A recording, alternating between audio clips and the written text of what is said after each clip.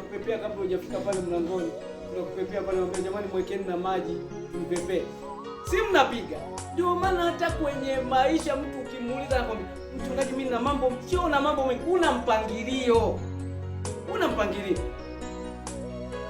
Tukikupa hapo ni tunafanya kazi za kanda, tunafanya kazi zetu, tunafanya huduma, tunafanya na mambo mengine, na watu wanajuliwa hali. Wewe ukimuuliza mwanangu na mambo gani, kwa kweli mwanangu na mambo, basi umefikia kiwango, mambo yako mengi hata yanakupatia hela kiasi gani?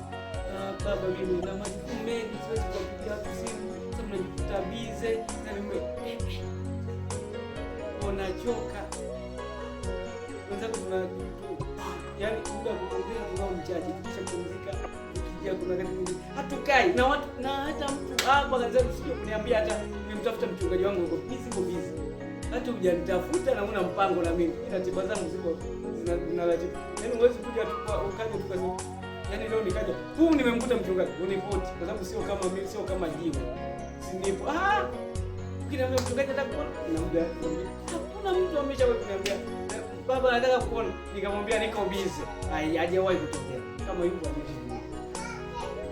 Ambia nimwambia yuko busy, anyooshe kidogo. Nikiwa na simu zinapigiwa na message zinatuma. Hivi wewe unaweza kutuma message kuendelea na majukumu yako. Ukaandika tu message ukatuma, jamani karibuni ibadani. Yaani ukatokea watu kama 6.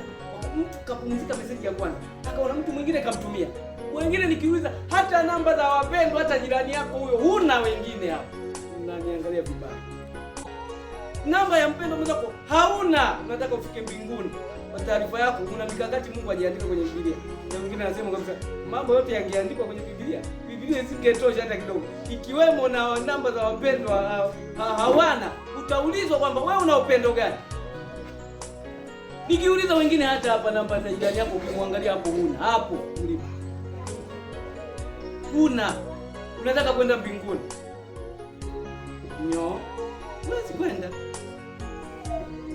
Huwezi kwenda, wewe unaendaje?